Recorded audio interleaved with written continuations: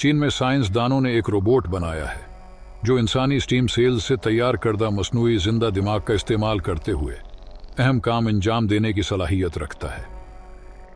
چینی ماہرین کے مطابق اس مصنوعی دماغ پر لگائی گئی چپ اپنے اعضاء کو حرکت دینے، رکاوٹوں سے بچنے اور اشیاء کو پکڑنے جیسے بنیادی کام سیکھنے کے قابل ہے۔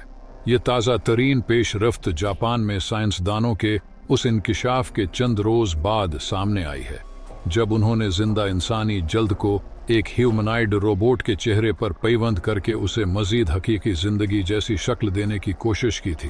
ٹوکیو یونیورسٹی کی ٹیم انجینئرڈ سیکنڈ ٹشوز کو روبوٹ کے ڈھانچے کے ساتھ جوڑ کر اسے حقیقی مسکراہٹ دینے میں کامیاب رہی۔